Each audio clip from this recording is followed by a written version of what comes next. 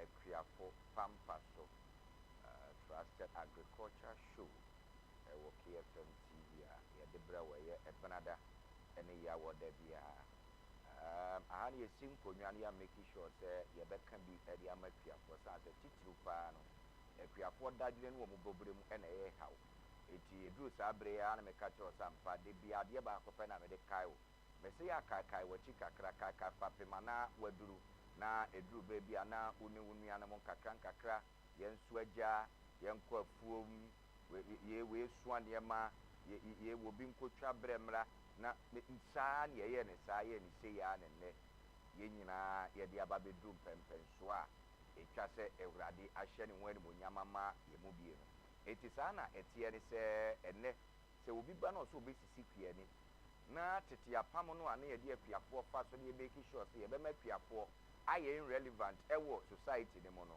and the narrative no should change because one way or the other one kasa mu nim sampa tuayo sika bi na wo maame no ye ne kakra de hwe wa de ko university e de oba bedru baby a wa ba bedru tuayo sika kakra ne ye de so wasene kakra bebre kura wa ha mo be han dan kura dikan wo maame na ko afuo mu ton bibi kakra e na o de be so wasene ma wutimi dru fapema enne wadru no etu obia wo ya ban anaso odipa bi obe na adwene se wono wo makua adwuma ho nto no na wo be sori atia wo man ni kua adwuma na wo so ye wotamfo kese pa no kwa se na meka kire because nipa ne ka hunu se wo baby a wabedu ne na ye ne ya e na wo yie die fapema wo de kwa brabo mu na nyane de tie dedie ne di machi kua adwuma no a yeti kromu ana ye ne kakra no eno a na sustain wo man we yi o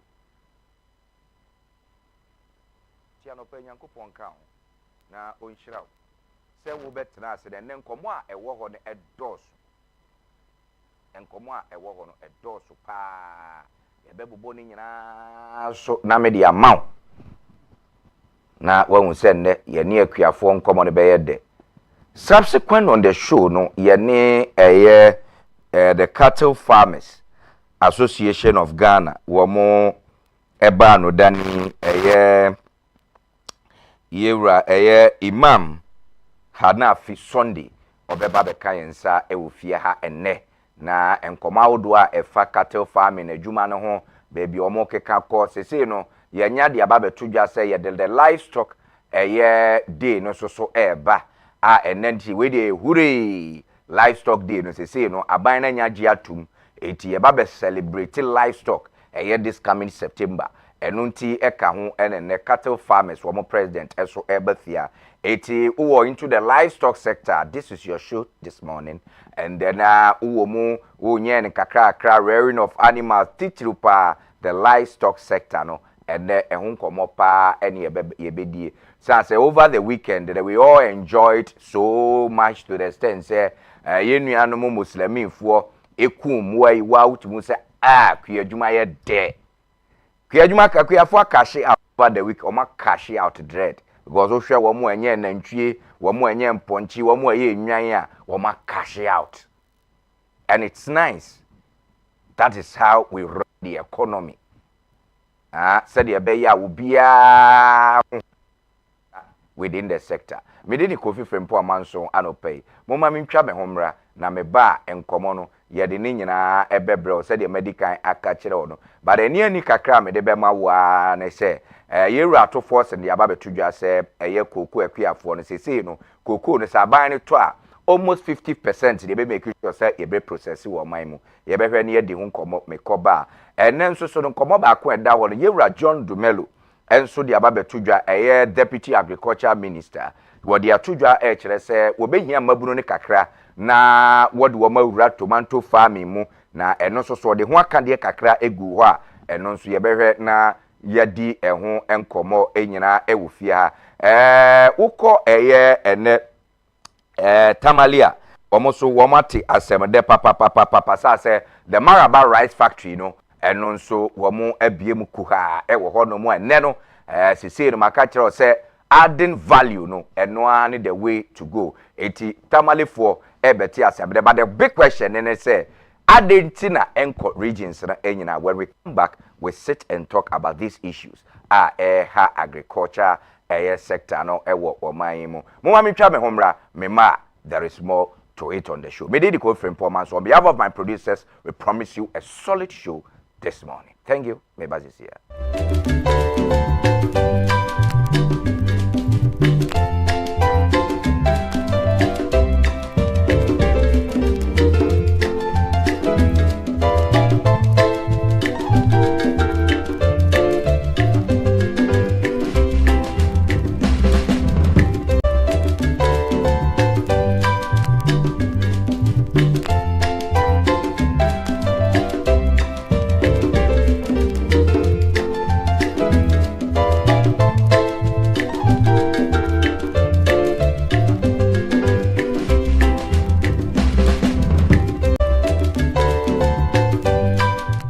Thank you, Mr. Emma Makwaba, ABM Emra KFM TV.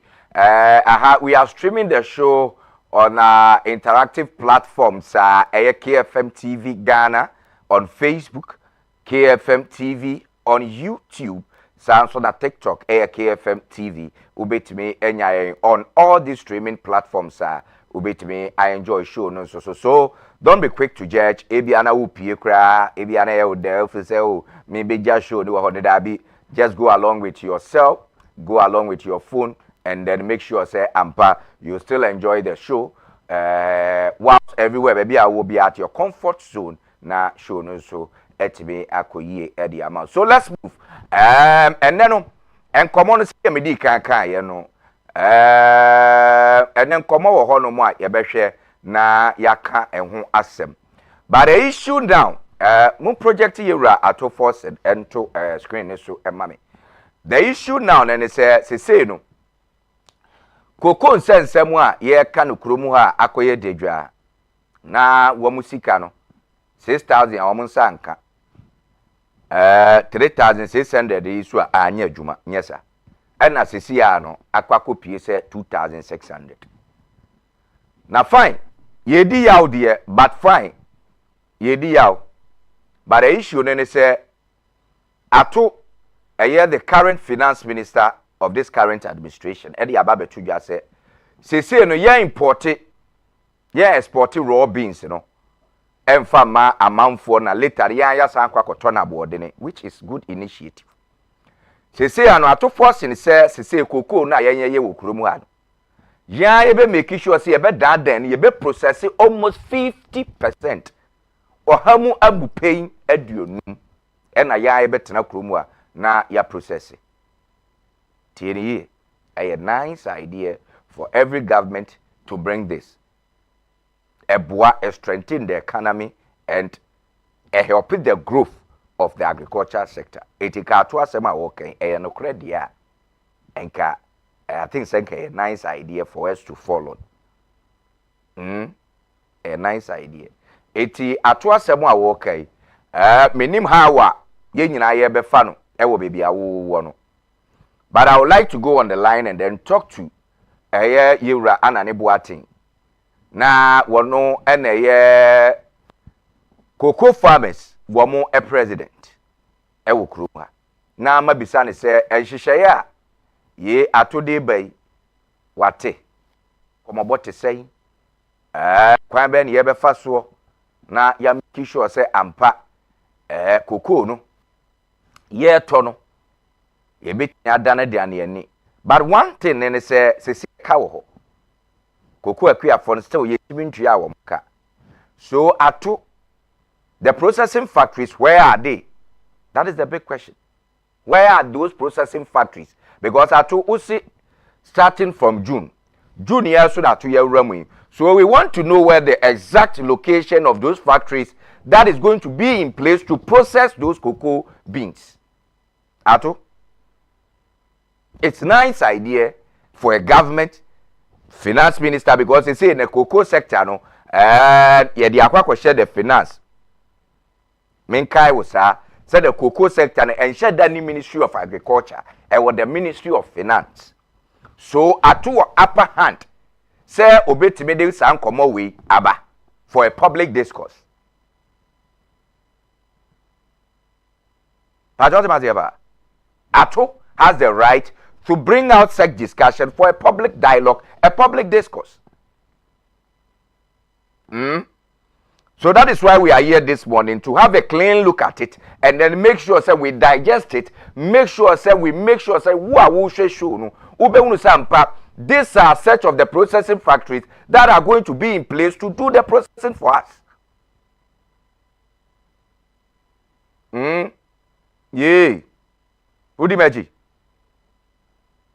Mama mode na mo frɛ yewura na ne mame na menene ni nkomo.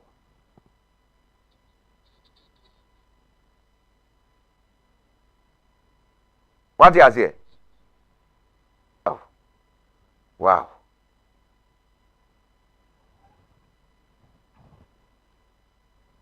Nanka menene ni nkomo ekakra bi emfa this issue ho. Emfa this issue ho because me am menena kasa.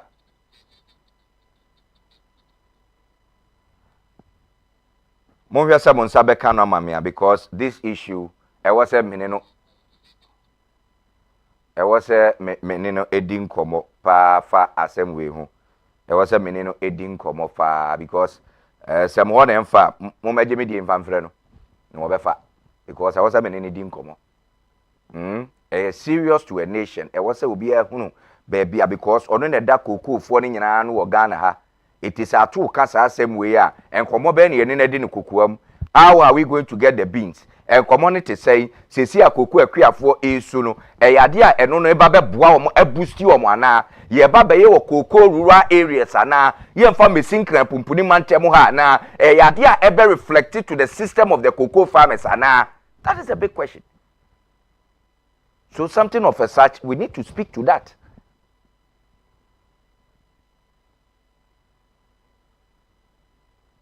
We need to speak to that. Because we in Komoa.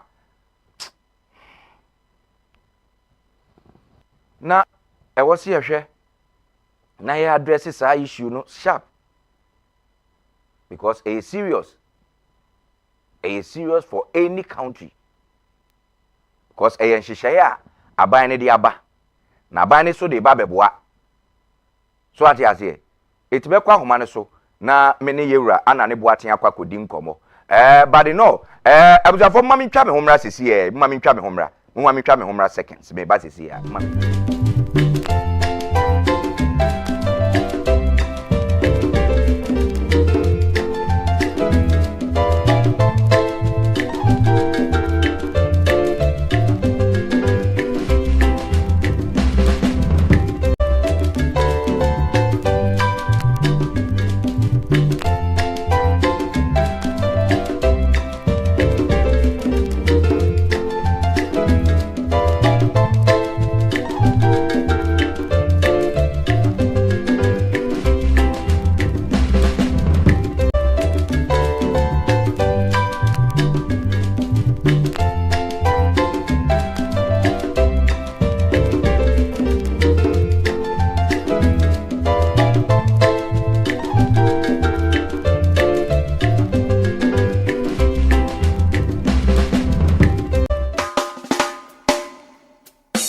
Are you a musician, church, band, school, or an audio engineer looking for professional audio equipment for your work? Don't worry. KFM Music Center has all the equipment and instruments you need. We have from drums, keyboards, combos, guitars, microphones, PA systems, brass instruments, studio equipment, lighting systems, among others. We import all kinds of electronics and musical instruments from top brands such as American GLS, Behringer, Sabian, Yoga, M Audio, Nutric, Tama, among others. You can locate KFM Music Center at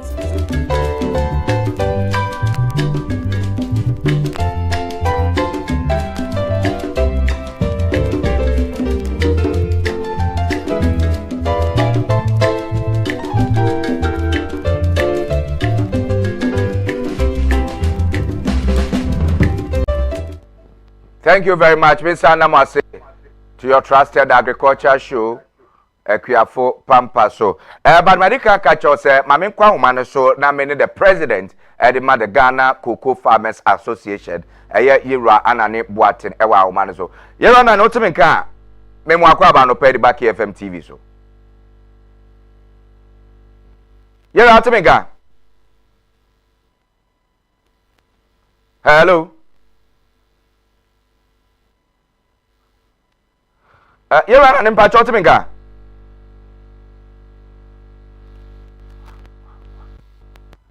Too bad. Munshare lines in mommy why now. I think I've been telling Kakra or Hakra.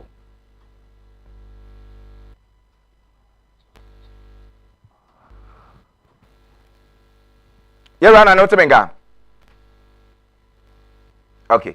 Munshare say you bet me assign Enyanona. Yanono Edin Como Ewufia and say. Hello, Mete won't count. Nice one. You run anyway, dear. Anopeya frewa Enyaboni.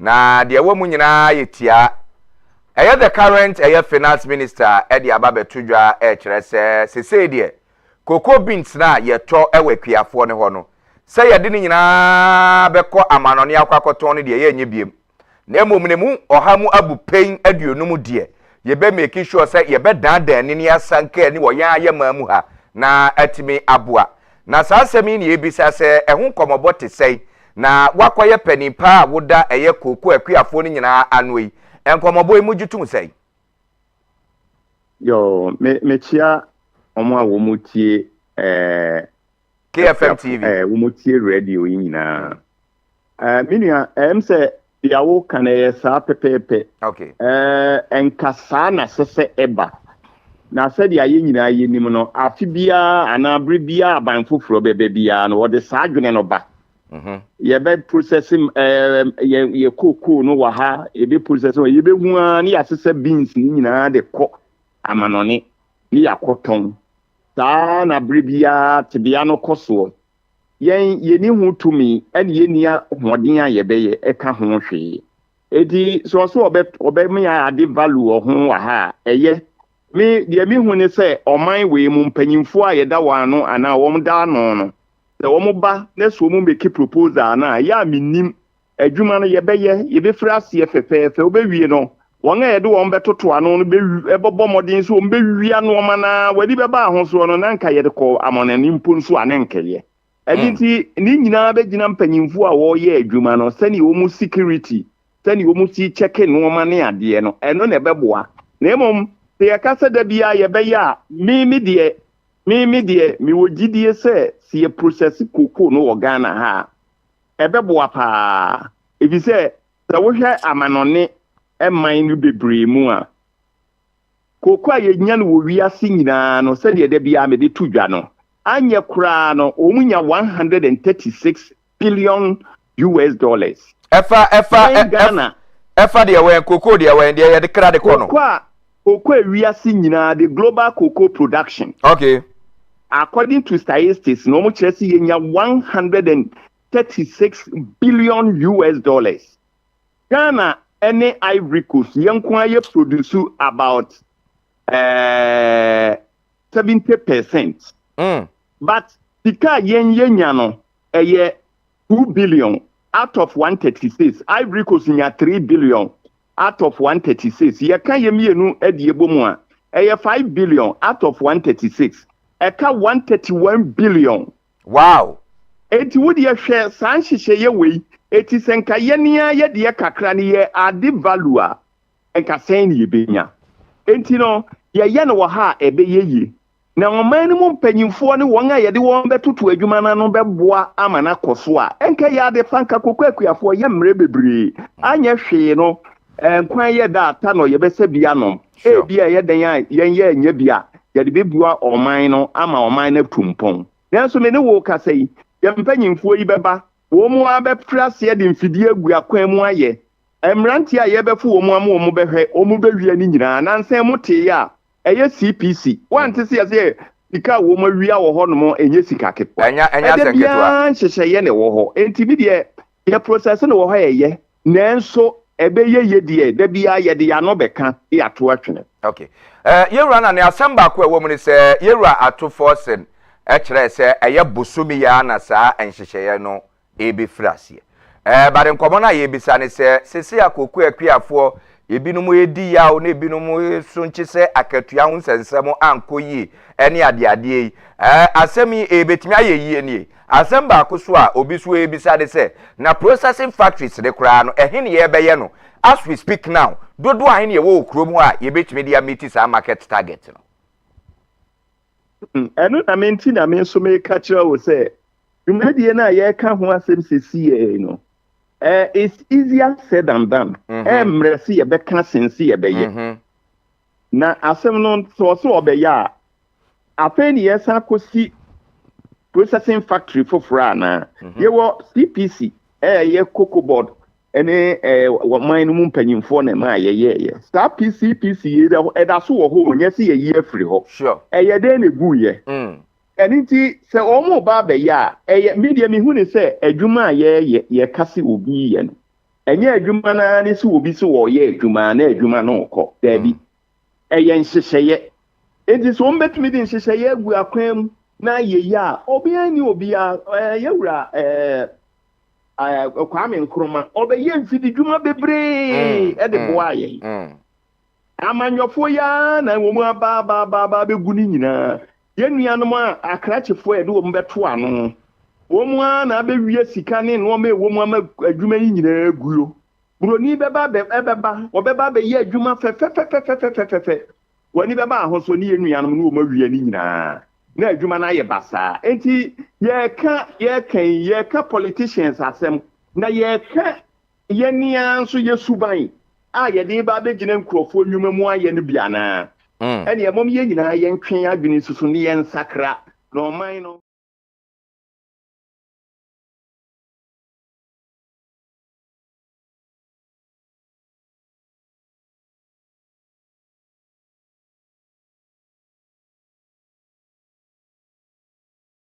yam krutu dwuma ye bewie no na aban adwuma yefo ne nkrofo no ma besesa nwoma ne nyina wie ne nyina na yete ya yete okay here na ne say wedi enkomo ne pa but enka me ma odi atwato ne say enka wo hwa sa processing factories yi say ye wo bi wo ho say ye ni bi wo ho enka wo hwa enka hifa na nka yanye yade because say bi no mu pa kire say koko clinic kura nkran ha nesi and reflect wo koko akuafo abra asetenem etika ne papa mu pa no anka ebinim susu sa ka ye fa nko koko rural areas no na nka yanye ya sa processing factories no ewo ho across na nke no so beboa eno nso oje ne oje tum say ye bibia no ya centralizing or your regional capital and e koso eno mani bi ba urban areas na nye ne se da bia na nkwala no migrate from village krum urban areas no ye nyuma ni bi wo ho te se we no nyina e beboa man nkwala na tena ho na omo so ye ne ho nso abiebi na ye de ye ni ekokuru di kokrum ye kromfo nso aye de komo wo mu no so a wo mu no de kɔ ho no mo a ono na woni bibi aye enti obetena na akatua nko ye wia na obewia ni nyina enti minua eno de me de mafam no ye no nkura ni bi so a ebeboa na ni nyina ye kaka kosisen kura na eye monitoring adwuma bi ani ho no ma wo ye na de ma obi wa woti wo sesi aye jai mo adwuma yi ma hye onsa sesi ani ya monitor wa ya de be chen ye beba na adwuma ni ho na musika nyina asa enti saa de tie eye monitoring esese ye enforce ye monitoring system ewo ye nwuma mu enye saa krono no dosu because sesi a ahokyere no na me na bia me ka me so oman a yantumi ntoto ye no ma yi no ye no ma nyina ye te se ahiafo abusua ye bia obekọ no hawum akwala no kodokra no okofa nyinsen de abafia abewo oba so a woni papa enti asetena ne nya de bia ya ne mu beye den enti minua se ye beye ne wa ha o se ye beye ne wo hino ba bi ye beye ne bia ye na ni nyina ye monitoring. Okay, thank you very much Era na ne buati bibia ne ye besa ba amia ba bedi nkomo ye da wase no bra no pay. Thank you very much. Nidin Eddie Era Anane Boatin or president Edema the Ghana Cocoa Farmers Association and yeneno Cocoa D and Komono. Thank you very much. Wachichemu Eddie Ache. Let's move on. Na yenkoye nimna yenready say Say yewura John Dumelo e de aba betudwa e kire se for now no wo behia eye emaburu no mako aduonu emaburu 20 wo ba abeboa wo mo emaburu no ode wo mo ba be fa intosu yemu ntete the thing say eye good John, I like you for today but I don't know of tomorrow. John, I like you for today but I don't know of tomorrow because I share we dey eye papa. John Dumelo say ena wo ye babunu wo kuromu ha tie ni ye John Dumelo say wo ye babunu na wo kuromu ha na enei wo be se 2 acre ede ko 20 acres bra ohia mabunu mako 20 pe wo be channel wo mo turu eye tomato farming na wo say ebeboa na wo hwe ba bi soso asase no etwa se ensuo ewo ho a ebetimi aboa it should be a fertile land eso aba wo san hyehyɛ yi nyina wo meti sa requirements ni nyina bra so ati asase no ewo se ewo close to a river bank at least irrigation ebetimi aye adwuma John Dumelo say wo sa ne ma ni bi nyina wo babunu na wo sa ne ma ni nyina bia fa obi bia bra agriculture ministry ho ne office ho na obeboa wo na wo no aso wasene no ama tomato seeds no wo no abesa ama machines ebesiesi asase no aye bibia e de ama enti John Dumelo asemu a waka no very nice and I think say wo behia say ye bebo na baso waye adwuma fe as agriculture minister you need to empower the youth for them to sustain the goal so this is nice initiative, a nice social interventional program, a bit me abua because when you empower the 20, wamusunya baby jina they can also empower 20 and then that 20 also can empower 20. So if we are doing it around circle, round the clock, that is nice of you, John Dumelo, the Deputy Agriculture Minister. That is nice of you. I like you for today, but I don't know of tomorrow. Thank you very much. After yɛnhwɛ adeɛ we Ghana fo nyina nhwɛ adeɛ we na me guest abedura na me nye ne papa me nye ne papa na enne no sɛdeɛ na me ye no wɔ fie ha no maka kyerɛ mo sɛ Ghana ha no yɛnhwɛ ye food security ye na obi be bisa sɛ saa nneɛma we nyina beto yɛ adeɛ ne bɛma saa nneɛma we nyina beto yɛ ebeto yɛ because we are now lazy and we are not ready for the job market as farmers. And yama yensu and suwa nyina that galamseyers have taken over. Tieni ye. Eti se fish cry ye no ene akoye bibie ho. Omonya very careful. And the fish are ye no anu nsuo nya det se kan ne de no. Because of those cyanides, those nitrogens, sa eniema ye de ase nsuo no. Amamwa ni nyina anya akono biem. The issue abese eda ho no ehu. Maybe me akwa video bi sisi e na sa video no mommo sa video no na Ghana fo enyina hwe kwan a enne ye panifo a wokuromu an wo nwene no madwene nya papa nti wo mo se yensu wansu a ye kan wasem se galamse yi kunye yo galamse yi kunye yo ekuye nsuo mu nam wo ekuye nsuo mu muwa eba sa ye nya nam ni bi nwi na de ebe ya ne se ye bekwa kwa foreign independence ezesi an ye bekwa kwa dan abrofo no na afi ne de amrofo no beba ne no ye beba bawie etitie ni ye sese de abrofo no pe no ene o de brew edesi amena amene wo ka sei fish no ye de rubber afa bi hu anamu nim ibesi ne ma ye rigu ye yem kurumu an fish na enem rofo no krabre ye no yesi ye ma ya dwene nya adwuma nye protecting your water bodies, your river bodies. Na nsuo no anka first nye wi nam a yesi Ghana nam de no.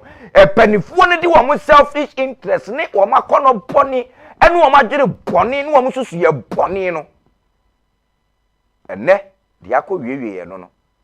Ene we nam a ye kra e de ba kurom ha wo. Me pacho mo fa video ne ento so mo ma sound no emra na Ghana phone tie. Wo mo wie a me bie phone lines na me ye adwuma bi sesi ye. Mama Ghana for her video. Yes, say you, papa.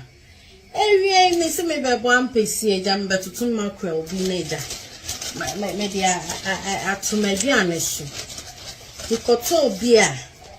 Papa be a year demonstration, be an amca say beer was one of those things. Nam got to your family to be some fun one. Chese, true, come, Osha, say, Chese, and we are corner, come, Osha, so say Robber no more de afa ho ti hwe baby akase no de funsafa betimi award cry odon safa che say me pa mo cho me try me de sekan no e share ho say my ye baako already na me kire mo hwe wo de sekan ni share ho say na o ye he eni o he robber eni Robber skin anka senie skin no eno anka senie wodon safa ha he metitia entimi enya hwe because of what the robber no na afa ho skin no say me yi robber no me de me safa ho no ena ero no robber o ena wo ho no robber pa ma chomo he robber he they say die we are say hey in teacher say one sheye na wudi ne saa ubehu na kire say robber ni edigu ye mo ze say die he mo he o se se kan no afi se mawunu de akwaso okromu a eti choba awodo a ye didie masa ye wo enye nwanwa se ne kidney na bu no first ye na no mo wi apetishi kura chen ne so na kidney nkuwom ene we mabunu young girl 15 years wono mo nsada wonye reda esunu wanya kidney problem because of say ye mpanifo ne ya adwene pone no mo ni suban galamsey no ye de aye kromu a eti suo nyina sei amene we de nam no momfa video no ento nche ho mame na wo de me ntuja ne mfa ho na femi mie phone lines ne mani pa miensa no mekiro ma adwene enam wei me se nam no ne da so no enam no ne da so no Ghana for nam wa ye kraba krom asese no roba nko a o roba no a wo wie gu wuya mu no nti aso ebe ye ni tu omani atimu ne yanwi ye ho saaro tu omani atimu ne yanno ye ho saa na Ghana ni kuni nua kura fasika enye ne ya. What are we doing to ourselves as a nation? Hwenam a abakromu a ye won nam ye won suwa epo na dawe ya se bibia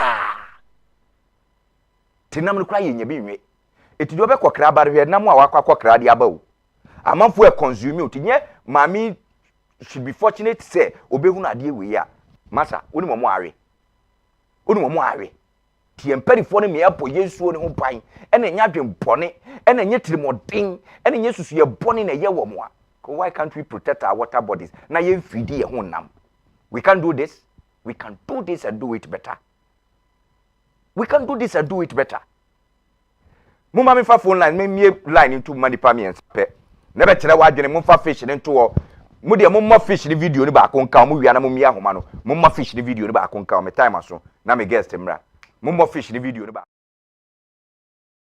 eniu robber enie robber skin anka senie skin no eno anka senie wodon safa ha metitia entimi enya hwe because of what the robber no na afa ho skin no say me yi robber no me de me safa ho no ena ero no robber o ena wo ho no robber pa ma chomo hwe robber they say dear we are saying hey in teacher say one sheye na wudi ne saa ubehu na kire say robber ni edigu ye mu ze say die o se kan no e she robber ni in between skin no and robber no yes say you papa Okay, thank you. Both phone lines. So after me first request, after me guest about after friend that you watching. You very funny. You almost said any gala. Papa be demonstration. Be na nam ka say bia is one of those things. I'm going to your family to be suffer one. Just say ya true. Come on. Say and we are kono come on. So say robber. Robber no more de afa teacher. Baby akase no de fu safa ebetimi awo no kwa safa. Just say one into me. Me try am the second. Hello, did this and akata free. My year back already. Hello. Na me tremo he. Me patrol betimi afre number. Me say me pass request but say we are say oh yeah he any you very phone ntia. Robber too much. Robber. Selfish interest ni too much. You need a nyafo. Skin nanka se ni.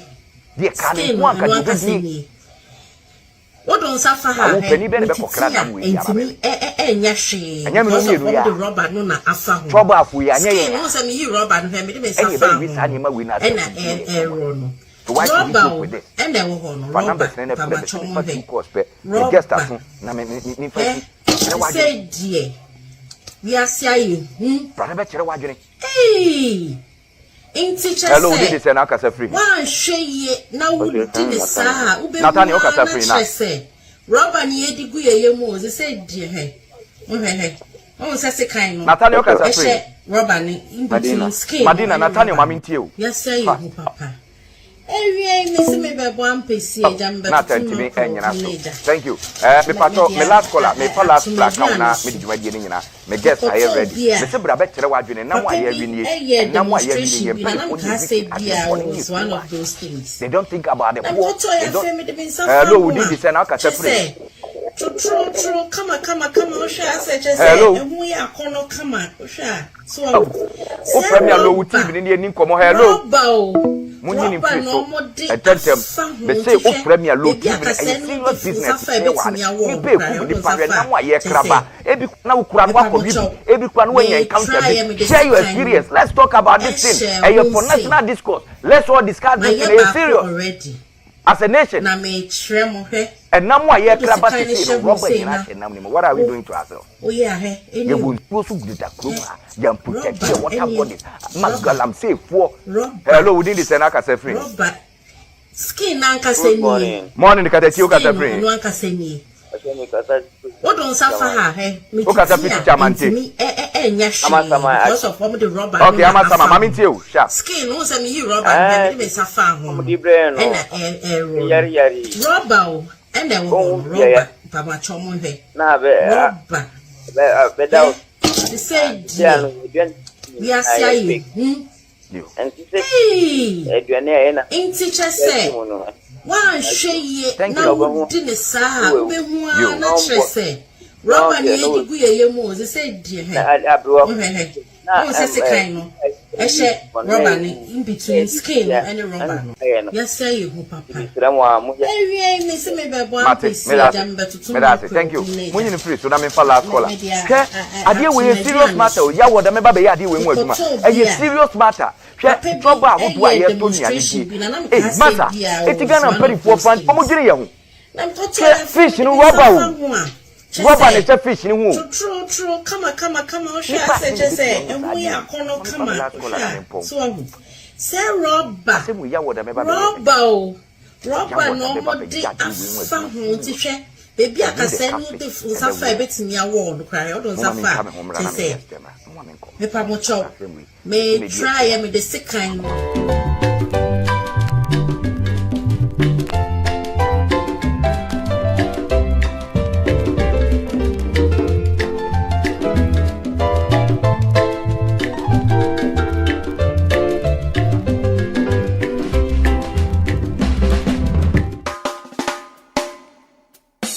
Are you a musician, church, band, school, or an audio engineer looking for professional audio equipment for your work?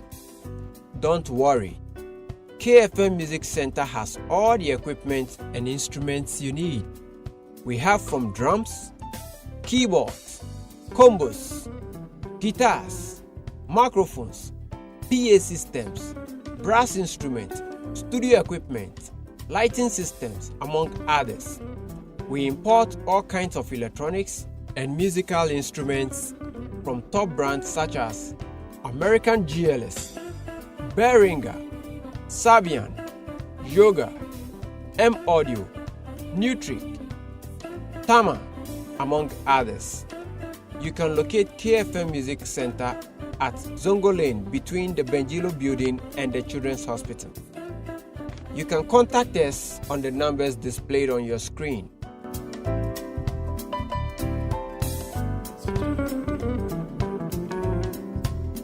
KFM Music Center, where quality costs less.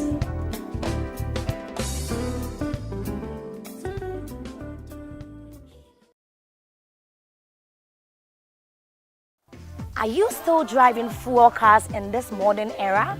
The future of driving is here. KFM Limited, lead distributors of electronic vehicles, have made transportation easy and efficient. Behind me are 3 of their beautiful new brands: Leap Moto, Giomi, and Nami. Come with me, let's explore the fine details. Leap Moto, let me tell you a bit about its interior. Like you can see, the interior is heavenly, right? There's whole wheel and everything in here is in shades of gray. So we have light and dark gray, very classy. We have 2 screens to your display. This very screen gives you everything about the infotainment. We have its mileage, how far it can take you. On your journey with this electric car, you can switch it into just 3 comfortable modes. It's either the standard for a regular drive, the sports mode for a fast mode, or the economy to manage your battery strength. If you charge it in about 6 hours, it should take you 310 kilometers. Yes, you can go to Kumasi and back. I get that. Leap Moto, your option, your choice if you're a new driver like myself. Let's try the other. Now to my favorite. It's called Geely Giomi. Come with me, let's toy in it. All you need is this keyless key. You just make sure it's handy and around. And as the moment you open the car, it starts on its own. Like the interior speaks for itself. Glorious black and white. In its all glory, beautiful wheel, and you have a very lengthy screen. It gives you same 3 modes, standard, economy, and sports for a high or fast rider like myself. Now to my very final brand I'd like to introduce you to. It's called Nami, Sky Blue Nami. Come with me, let me tell you a bit more about it. Nami, like all the other electronic cars, is beautiful. Its interior is a glamorous 2 shades of gray, light gray and darker gray. With 2 beautiful screens, this one gives you information and entertainment. This gives you the battery strength. Nami can travel 330 kilometers. It can go to Kumasi and back. If you charge it for 6 hours, you're good to go. You can also fast charge it for 3 hours. Beautiful wheel and everything you need. Nami, my preference everywhere. Do you desire an electronic vehicle in Ghana? We have various payment options, including hire purchase. Contact KFM Limited with the numbers below the screen. We have you sorted.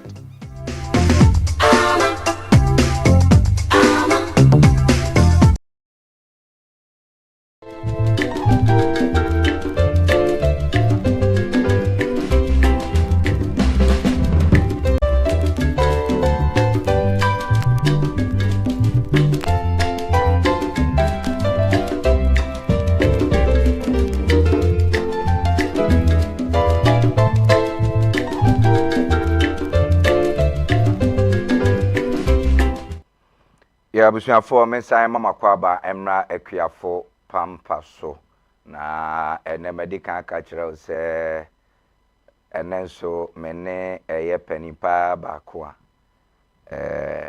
efa ne se yenhwe eye mmoa asetenam no wo monkan kɔ no wo yedi a wagye atum se ampa wo beboa ma man nkyekire wo sa afam ho no nso so atimi ayadwuma ene mene imam hana fi Sunday eso ewo fie ha eba bedi enkomo wono na ye president the Mother Cattle Farmers Association of Ghana and wo fie ha minister mpa multi livestock day no ebeba so nkomo awodo bebre na na wo honom medical ga say over the weekend there cattle farmers livestock for ma cash out from Wednesday Thursday ma cash out but to serve man and country mo ye adwuma ye mama mbo san se mo anya de mo ye a enka yesu ye hunu sanla de kama sa ama yesu ye ne anye alaji wona man koje me nam ne de ne nso so no minim se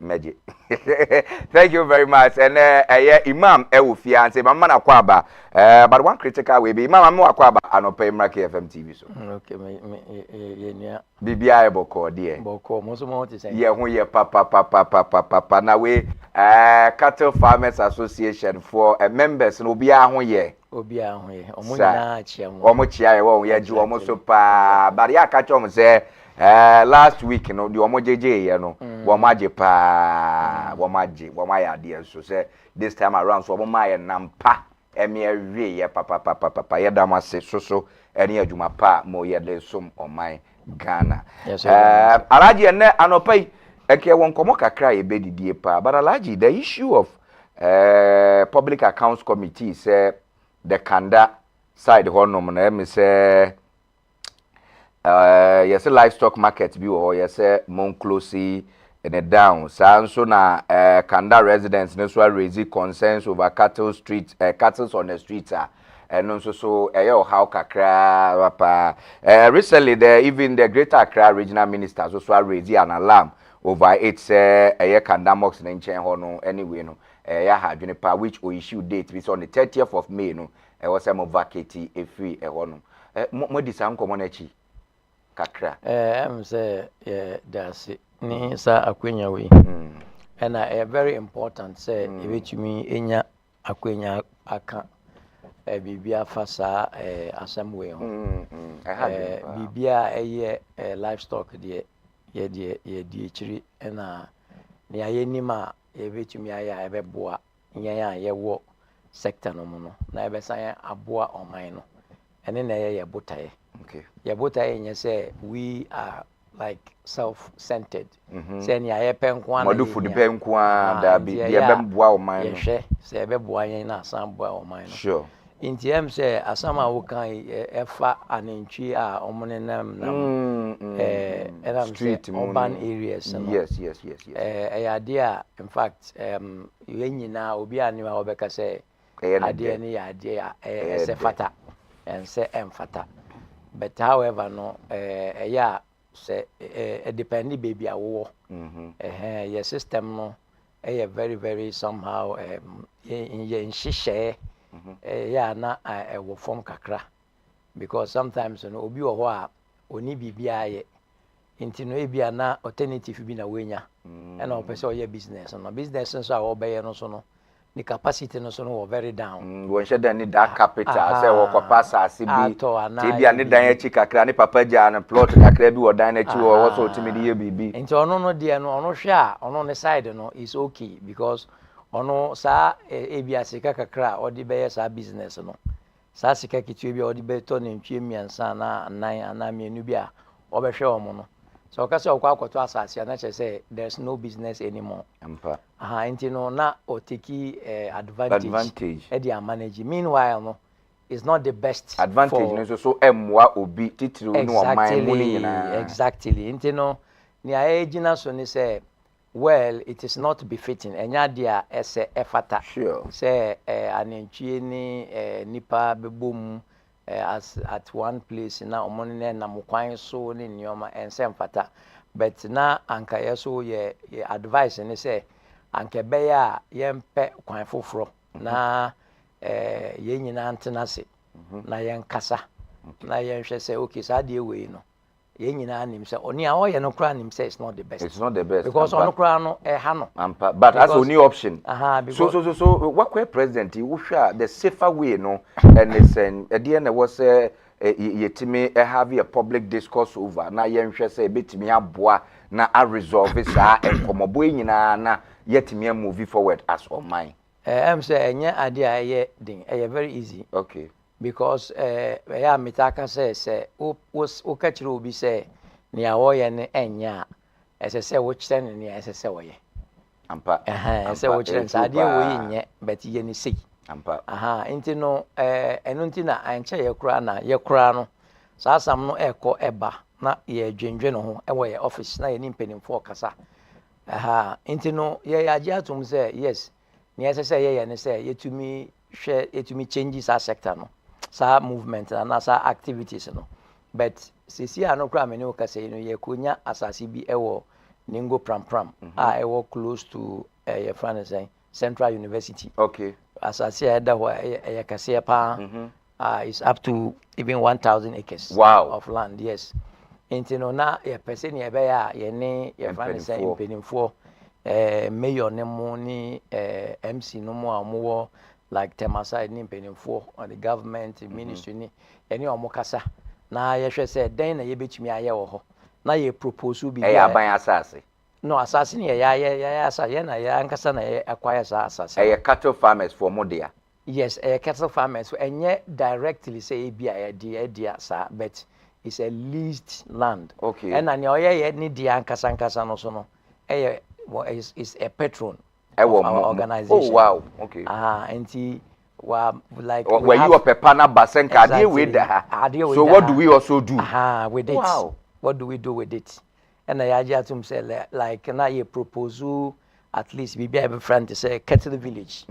The cattle village. That's nice. The cattle village na obia ba na yenya portion. Ya portion bibia nkaka nkre bia depending on wonentwa wo. That's nice. Obi no mo ha e bia wonentwe ni kakra obetumi a combine na wenya some about maybe yam France 20. Mo betumi aka boma 20. Obi so wo ne ntwe say 10. Obetumi age small area na ya portion na sa land no so. And I assign a pasture, a develop pasture, ye won suo wo ho. Na ya irrigation for pasture no. Na ya assign ye ade frano feed pasture establishment, feed preservation and formulation.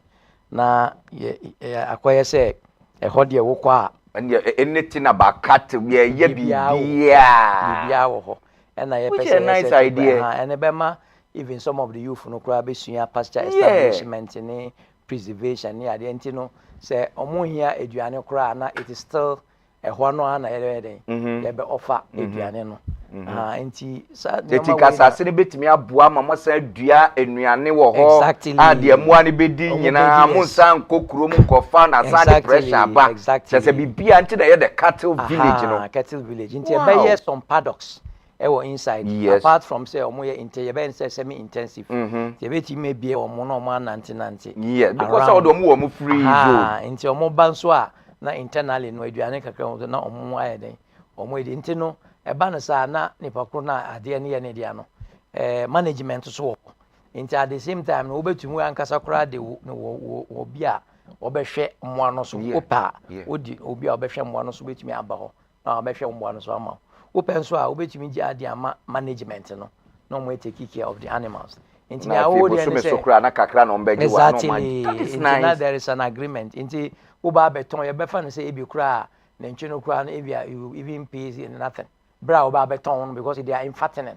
Omo no they are into fattening maximum of 4 months. Inti wo wa na wo ba beton a ebi wo ton wa na ntwe ba ko bia no percentage be say. That is it. Inti na ko very simple. Inti no who catch any pakono sa dey we yen relocate here na man option say okay yen free ha na yen say so that should be the discussion now. Why are you befa so ye yi wo mo no ye de wo mo kohin exactly nti no eno nti na ye di kan adwen sa dey we da ye di kan adwen ho da ema ya yesa ya anamotu no e wo sa nyoma no because enye be fitting emma ye nyina okay ye nyina no enye be fitting emma ye sometimes we drive okra obedru na ntwe ejina wanim yes without expecting and na make say near onu kra ehwe omo no kra no he's not also pleased with it because the environment no kra no is somehow a bit polluted and time bia no nkrofo omo ho so a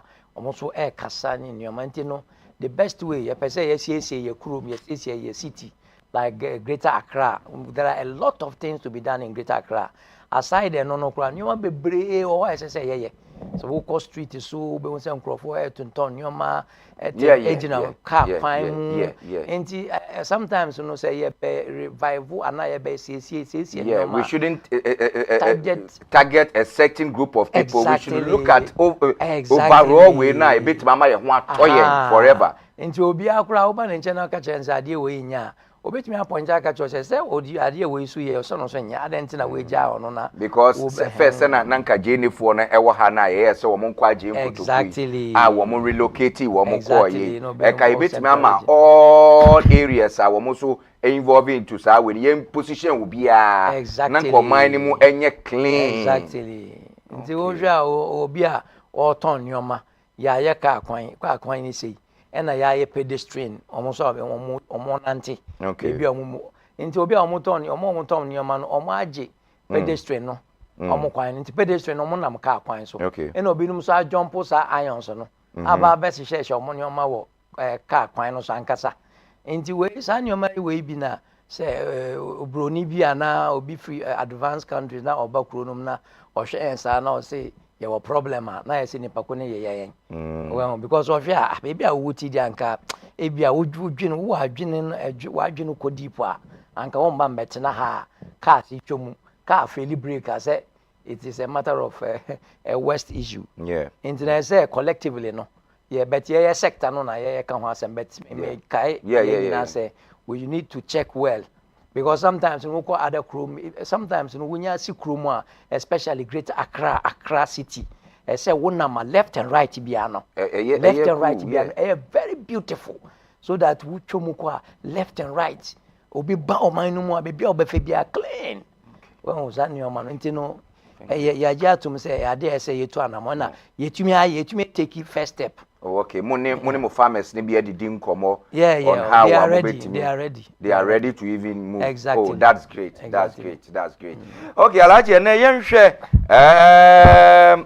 recently enkomo kakra eba ye the Ministry of Agriculture Yewura Honorable Eric Opoku sign strategic deal on Nebraska state, you know, to boost Ghana's livestock industry, you know. Mote hun komobo. I think that now you were supposed to be there. Yes, me ka sa team ho a anka say to kwan na yenhwe other related ones so other ones are na fe no yenhwe the livestock day no so walk us through sa enkomobo no na yenhwe other side.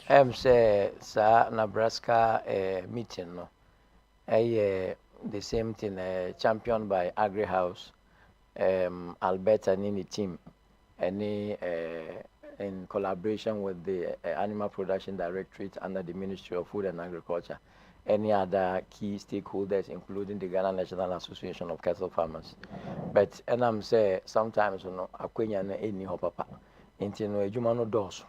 Inti sometimes akwen to be ba utumi ko bi so ba na obinom so kɔ. Inti is the reason why me ankasa de me went to me anko but ho nkomobo nyina wote ye bia nyina ye hia ye bon komo e wo APD ye presentations ye ni omo ye di nkomo bebre and apart from omo so no we have other your friend is saying development partners ye ni omo kasa say na be ya because ade no eso edwuma no so enti nipa ba ko entumi nye nti we somu ha no na we somu ha na we somu ha na ye nyina de akoso Ministry of Food and Agriculture na mo pushi agenda no because nyati bia no sa aja ye fra no livestock transformation in Ghana ni the agenda no say yetumi emana baso pushi pa sure because issues na ekoso no in fact for so many years I ain't to me handle no let's say to me you change sector no gradually into no idea ye bo mu abaso I mean Agri House ni Agri House Foundation ni the ministry ni supporters ni nyina into no we are looking at what will be the outcome near nkomo e be free ho baba because me sure say the nimpin for no kasa last time omo Nebraska no presentation omo ye no so like they will be coming down and Siena America no ye couple of people akasa ye tutu kwan nti no ye hwe say ebia but ni nyina ne say aban no de bema maximum attention e was a sector no so because sector no ye sector nyoma e wo ho benefit e wo ho na edolso nti say ye hwe na nyoma enko yi no na ye sisi e wo ho no so ye hwe aside eno no enkomo foforo wo ho anamontuo bi wo ho no mu amatutuo with other agencies as the cattle farmers president or share to strengthen the cattle farming base oni bi no ma didi nkomo mu won enhihye bi gu akwam before say ye be the livestock mu won nhihye bi gugu akwam mu nhihye de ye wo a friend say nhihye te say miensa eye ade a eda ye ni so a sa ye hwe no say sa nioma miensa no eno na ye be fa so de transforming the livestock sector of Ghana no eno no ye wo immediate activity and ye wo mid term and ye wo long term. Okay. Immediate ni ye sisi a no wo hwe a situation a ye wo mu no ye situation a crop farmers ni cattle farmers and community people no ye nyina enenam fako nti no like ohina oye anase asase a eye eda ho no ne odi asase no ma Akuafo so monkodo no ono aso na odi asase no ma anantwinyefo se omonkonya omo anantwi nti ye hu ne se sa for now ne de na ese se ye for now ne se at district level so no ye wo document bi a ye fra no preventive measures bi a ya actual a proposal into a alternative dispute resolution into alternative dispute resolution no document no and when I agent say you betumi implement it as if at the first stage say na be betumi regulate the activities of the farmer header issues into who district a utumi go say anentwi san na mo wa ha ehemfa na mo wo zone ben na omo ye sen wan na ye omo dia ehemfa na ya omo grazy and a farms I wo hono so ye farms they sen wan mo dia how many acres then omo dua wo ho na ye tumi ehun ti no say ekoba na say problem e basa zone 1 ho a ebia ye use a district na ya ye zones in the communities no enti se nimpa no ba because you enter bibia na yenya committee at the district level yenya committee at the community level nti nipa ne ba na o se o entwa ko se miwe ye ko check ya ni data nti ehun ni data na ehun se ono o zone 3 nti zone 3 no e se ye bo na ehun se headers mo ho nti ye bo ya na ehun se headers we na mo ho then we bring them down on board na ya kwa hwe ade na omo ye ase no na ya ma omo expert say omo hwe abam yes say bia because we have the agric officers omo for extension officers and extension officers na ya be we na because system na ye wo mu no akoye ti say idea we don't encourage and I am stress na ntwebe ko ebi obi efum bet enam say ye nyina ye ni grazing ade na tu afra nti no we ya ade no da regulate obi ya no ebeye nti yankasa nso no we need to be regulated because mekasa and say udi wa na ntwie na wonama ese say yetumi wo say aha na wo wo betue free ha ese say yetumi wo say wo betue free ha for some reason and aha na wo ko say the be betumi a monitor na ya boa wo kra yetumi wo say wo aha nti ebia you are under DC is we na wonim say waba ne this district na yenim say you are under this land owner chief we you are under this assemblyman you are under nti no na ye di wo ahye sankrofo no ensa say omonte kikie na kromfo nyina nim say nti mo amo ho kra no say obi so eba then you alert the committee say obi so eba na sa area hono so say etumi boa na ahemfo no ani omo sub chiefs no ade ba kwa wo ne say ye nyina nim say traditional issues sometimes yentumi yempese ye di anu beto traditional issues mo because wo be ya ade bi wo be bia for Sebi, His Excellency the President okra say oko oman bi so ana say region bi so ana bibia ahemfo bi wona okoye project bi wo for the government okra you say ohu asase wura fo na nanomo ene omodi nkomo na omo apene so ene omo a omo ye representative of the government there intino adentina say sa na etidia na che say yeso no we need to make sure say ya ye beye bia no ye no pepepe na yetumi hu say ye isolate ye ho ye di ye hu ye yi ye hu epie na aban so tumi hu say okay hana we mo nti say bibi ba we can quickly solve it because farmers no omo point ni say mekọ anopa no na nintwi abese me yes nti abese me nyoma mekọ Mr. Ewa o se nya Mr. B onu so nya onu Mr. C so nya enya onu en so ye wo president so wo ho na de no de form fo no so say adwuma no na we no side den we crop no so no ye friend no buy no asay onu so ohunu nipa wo say enti onu wo ye ne den enti sa ni oni baby o report enti wan hwe na wa take some law into his own hands even though it's not lawful na bia wakotwetuo bi kura no akobọ aboa na to form esekwa kun ni wura no so etaisisi na o se o se saade a mo se nya mombo ade a me so me kwa akọhwe tuo na ma beda ho me hu aboa bi a metu se me kunu a then we will be able to know how saade though it's not lawful but it's a bit logical because if I'm losing my farmer adeti na me hwe na de bia mo anamra mese no exactly intino say to me agitum say okay say yakona yakohwe a na ya from mo sa zone ho no na ya mo say okay from this time to this time no mo hwe ne yeden ya ne ntwa yeden ekọ say sa farm no and if they are able to identify sa nipa kona na yakọ we na yatumi ahu we no na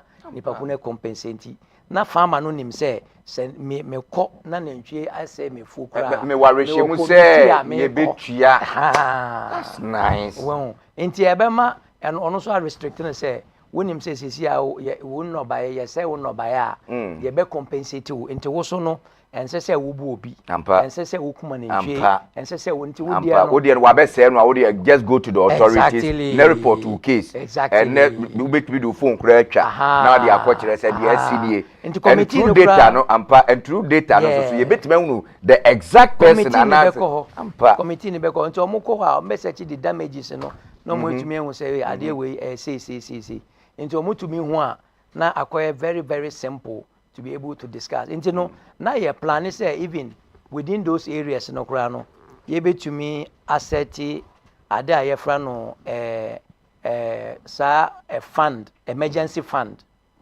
ye be set emergency fund ama an engineer for based on zonal place into say nya sa fund na sa van be emergency fund into say afri time a omo hwehwe say wan no ebia na ye friend say ekuani no ebia na ade no ha no ekodu pepe so bi enti ye betumi a peke etumi yi fund bi sika bi wo sa emergency fund no na dey settle ekuani no debt no ena eno so no enkyere say ye ka say kose obi fa wona ntwe kose obi ade na be compensate no kose nyoma na be compensate because eno so no wo say kra na wo compensate no kra eno so no emaye like a food security threat wo ye krom because a community no ebia ebro 100 bags na emwana kose ni nyina de no de reduce enti nipa no de ono be nya ne sika na hye no botomu but ediane no ediane so eso beti asa akofa shortage of ways so asa dia ba enti akase ye kura agya atom say obi a ye be fine sa guilt ni bia no apart from sa real compensation or the member farmer no there should be a little penalty around it ade bi e be ya sotwe bi e be sa ye sen na ho e be sa president bi dia sa da wo se de be ya obi ntimi nkoteki sa we so easily say yes e be ma say sa time na e be ma say anentwinye for kra no ye nye anentwi na ye hwe omo no na obehu say ekua no efuo no ana every number no so no yeah at the same time yes say bon ho ban yeah bon ho ban so that is where I friend no crop agri protection. Okay. Say enya crop agri protection. Say the be protect the crop. You do pepper so be okra ya ka say sa crops na e wo ho nyina no e beti within each zone bia no ese say nwura na e wo won chen ho no sometimes no your doors are nwura bi wo sa farm ne chen na nwura na kwa very beautiful when na nchunu so mu sa nwura na they want to move close to that place. And part of the protection no sa nwura na da sa farm no e beti me I say fire belt. And you know, I be a friend say fire belt. And we are clear sa area ho nyina. Actually say because I did be a mope ewo area ho no. Nti ye clear na ye no fire belt a.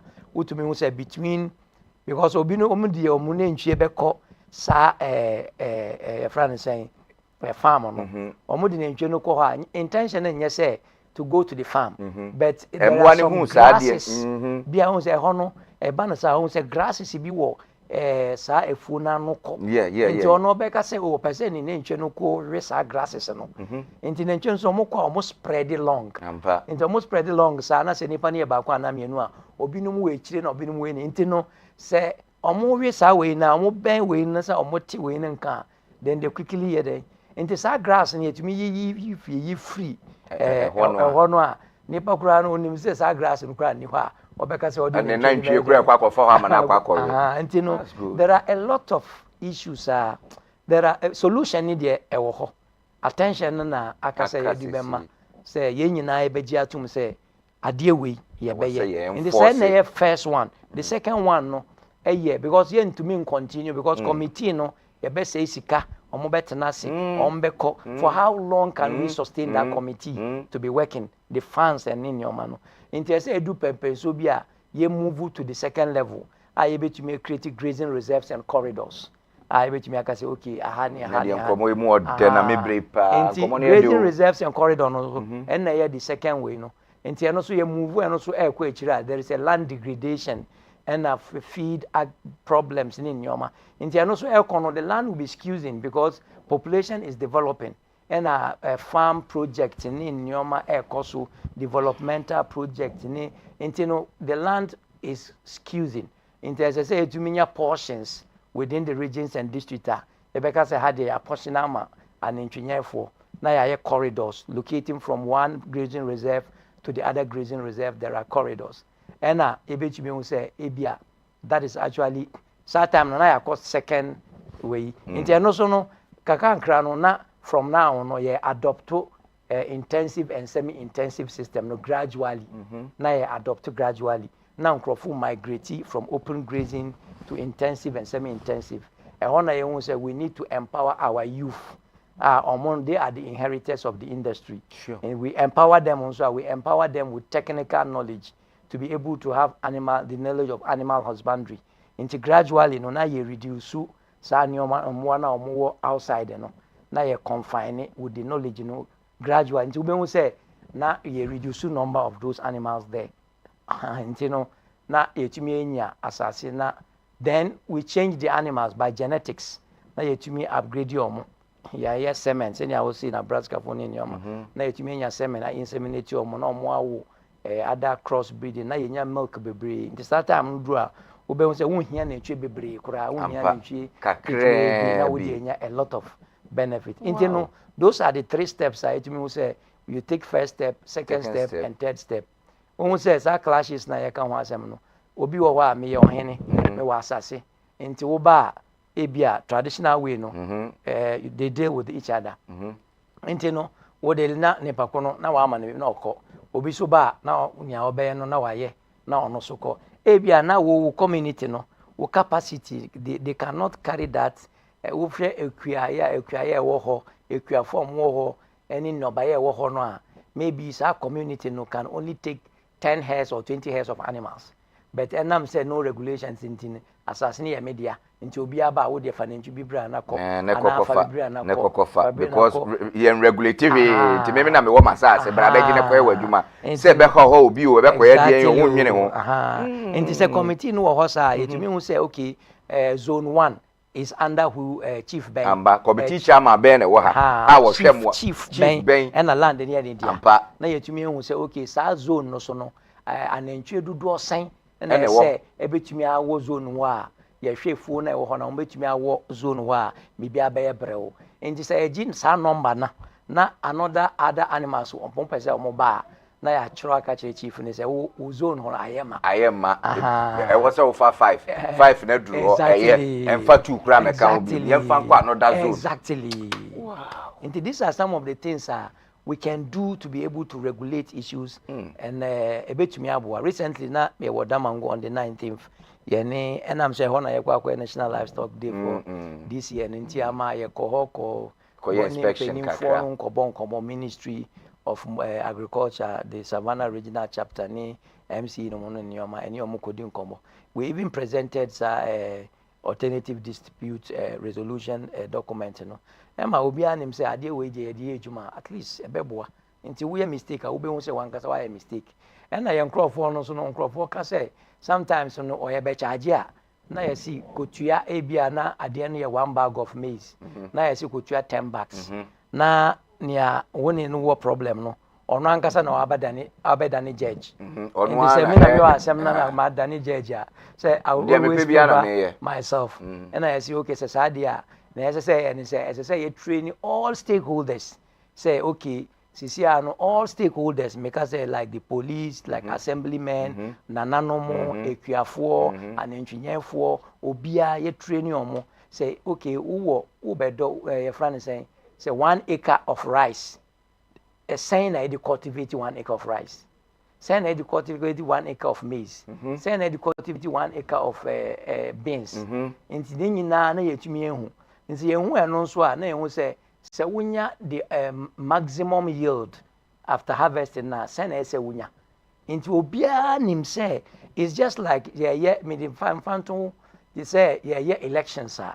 I mean elections wo kromo when we say easy or no more authority to declare but we be say mo radio stations na mo TV no na mo the provisional ones na mo the provisional na to so say na ba mo benya independent nti mo ka we say mo 2 terms bi I am to use provisional any alleged we alleged any provisional one you know provisional any alleged easy this certified one be ba nkita yen but we be say with information na mo man in your man ube unse nkrofo hwesa ade no monitor but at the end of it so ube unse sana ade no so akono yes nti se ye nyina nim se aduane ewe se eburo a se ye ekabako a ye sei na ye nyina anima na me ne ntwe kose ade na ebe meja na afo be ka che me se eburo eka miensa na wase no ntimi ntwa eka miensa bo which I know say ekabako na ba nti ye meja ya say 1 acre Yenimni border me long kasabia and the only thing is say agric officer no and them say ono no authority to go and certify no and no na ono be kwa certify but all certify no so ono so nim say ono anka say teach obia ho ha say obia na ade ne tie enti no ani no a ono be onya problem and na obia obe compensate no so ono so ni problem wow na kwa is very simple then gradually no we upgrade because say do pempen so bia yet me free local gradually no na improve na so join South Africa no more Uganda no more Kenya no more ekowo mo anim wa adwuma ni mu no abusuafo de menene di nkomo the Association of Cattle Farmers wo Ghana ha wo mo president ntia na menim say wo mo wo into the livestock near mo nyina mo ni age mo follow nkomo no so pa ne di imam Hanafi Sunday wono ena mede no ewo fia anwum anopa we say na menim say jumadi no so account pa because of enade o school empa na lecture hall ena yatena se a wode yen efamu enema anka ye hawde ma livestock for hihye ya omode begu akwa ma make sure say afi ne ye beka bi nema bi ama wo haw ne kwadanda bi ne mu amone na mu ne nyina no etuo atwa me brana e binka mema phone lines ne be two calls bi nanka mo so maba be kire ma dwene but no mo de mo fa phone lines ne nto ono me bia na enkomo aye die me pe 2 calls bi pe because me brana ye be pa me ka say me ne mo be ye calls na meche me brana so enya ye be nti mo fa phone lines no ento eso ema me na 1 or 2 calls be a fan komo alaji AD no ho titiri ne mu amu livestock ne mu tie ne ye mu amu the livestock no titiri mu nye nantwie nwan ne be asa nkomobo ne nyina wo issue be to that effect obetimi afre sisi ya numbers na egu numbers ne gu wa mo betimi afre na afi no watimi aba homa no so na wo so abebisa chief ba be se be pedi 2 calls pe efa nkomo a ye di na ehun sisi e bia wo na ntwenya mu wo nwanyen mu wo e bia wo fie si wo how kakra bi challenges kakra bi ewo eye emoa na wo nya ni mu atitiri wo no me che the livestock no obetimi afa numbers na wafre na asemba akomiru bi a wo no wo so watimi ebisa mo president o fie ha na afenu nkomo bi a wo no so wo no watimi aka kire se de be ya nyina ebetimi aboaboa ye ho na adwuma no etimi aye kama ede amaye ede pacho betimi afa numbers no na watimi afre so alayi this year the National Livestock Day no nkomo no ewo hopa memia de bi a hye fridge mu na ya pebre na fe ya san ba beto aso pa because nkomo no ye be di no time to time akopem se ye be kwa kodi livestock no ne aba na fe ya san ba beto a big push no eso so livestock no this year no nkomo bo ne te say date na ba date ni ye September na say na say me de ka ho kakra yeah okay wako ho no ye friend saying sa issue of livestock issue no mostly cattle issues no and also ya dia senior meka ya no we need to get a holistic approach when we say most of the times na ya ka say oh fulani for when we say eno no kra no e cause conflict nti say ye community na ye ko hwe say ye be solve problem of the livestock ma me fa call ba ko bi ma me person me ni pa bi hello pacho di say na ka say hello mama udi say na ka say free me nua ba the day Madam Becky because after break one mama ntie o Madam Becky me say me dey program no pa sure na I send me one client me asase bia na ka bet me ama me bia ka me ne beju pa na ka me suma ye bi okay okay thank you very much yes you are welcome thank you very much yes you bet me afa mo course alaje na me yes me be course na ma on be frɛ pa but it's serve man and country eti o de awie no nanka o me time na ye be no problem I am ya me can say say ye hwe no holistically anantwenya no enya fulani fo no munye nantwi omunye anantwi obi anya nantwi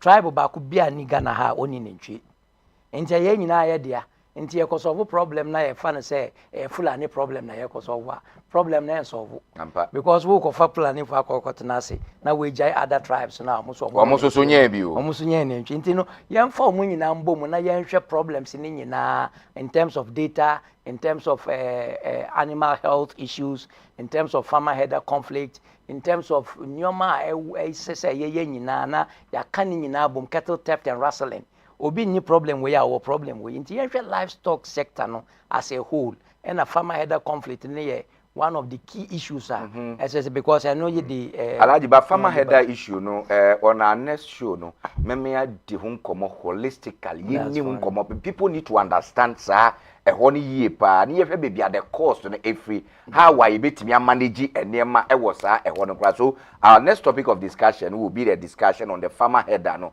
because asemo amanfo tai ka pa and I say it hands on every neck obi a pese odi nkomo a ehon no pese odi na ho odi no ekofa obi a pese onya na ntwifo kaseti a je ewura ho no mo ansa aba bepie obi a pese ohunu se de je efa ho sai so we will look at that on our next episode with the cattle farmers you know so alaji na odiwa no AC na afi no e was a fulani for the there odiwa no AC wo odiwa no AC so let's look at the livestock National Livestock Day no that day no there na ebeba so what is going to be the main way ebeko so e wo ho no Saturday no National Livestock Day no day livestock actors and experts any all value chain stakeholders wow na say yeshia ni ayebe policy makers, government. Omo beba de beba tu yenim akire nea omo wo efa sector no. A challenges e wo sector no so no e beda need academians beba, universities beba, opia beba. Inti sa platform no ye platform a platform kura annually no e betumi dia access enyoma ayeye. Say okay, sadwe we ye see ye be ye say ye share ye last year no. Say see ya ban this year. Then ye tumi aye. Then ye ntumi ye. Adenti na ye ntumi anye saade no. And also na wo ba wo betumi ehu say yes. Say ka say livestock enyoma bi wo ho a won ti ase yi. Wo ba na wo be hu say yes. Sana livestock no nipa ewo ho a omo survival. Inti no ade a nkrofo e free amononi partners is in collaboration with the Ministry of Food and Agriculture. Wow. And it's to complement like the Farmers Day. It's a complementary of the Farmers Day. But we a livestock day. We a livestock day. Wow. Saturday no ye wonyoma bi ye exhibit the number of animals, the breeds aye wono. The mobile life. Na ye tumi hu said number of breed aye o Ghana ni. And each one be any omo history. And ye wo your friend is a state cow. You donate state cow to the state, and yet to the president and now to the state. To the state. But is being taken on behalf. The government takes it. The minister on behalf of the government. Yes, the government can be able to also be to be na farmers day ni no exactly. A lot of exhibitions. Wow. Wagashi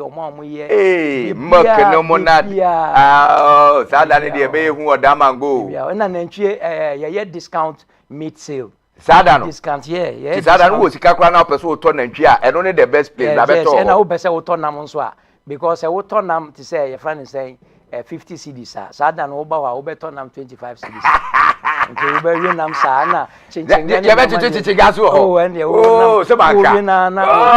Alaji said, Sadin the hotels never ready that dance and Ababi drew. Well, ATBB be come and yet that Alaji so as say, and Wabani Ababidim como your course, no. Minimity amame am fane bebre nanka we will do justice to that, but na ye bre no ayebena we need to also look at one or two things. You know, mo de be femme come on sala nka Akuafo bebre won se mon person bisa, but on our next episode no ye be yen community awana yetima mo phone lines na mo so enkomo bi a wo matimi enu edina with the woman na waka say nka wonya asase we will look at those issues na say mo asase ready we wo ho a obi wo opepa mutimi emani biye because of emitikura na ye Kakatro village, you know, because those are any manti e was say yenya baby sa say be obi wo crop wo pepa ba oni sika no so onya ho a ebetimi aboa na wo no so ayi kakra ni nyina aye the nation's interest say wo man betimi akonanim edalaji wo last word na ya meka ne say e do obi ase etiefo na omo hwe nyina na mo so adwuma pa mo ye wa to promote agriculture, because agriculture eno na ye the backbone of every nation. Enti yedamo ase na yedampenimfo ase ye ministers ni obia se ye nya abotre na ye ne brewbrew, because one agriculture, one people, one nation. Nidin di imam Hanafi Sunday and whereby president edema the National Cattle Farmers Association and meneno ebabedi and komobedin di Kofi Frimpong Manso. On behalf of my producer, on behalf of the team, camera, MCR, management, medamunyana as say and so no has been a wonderful day. Thank you very much. Yawoda Yevesan Asia Yeko.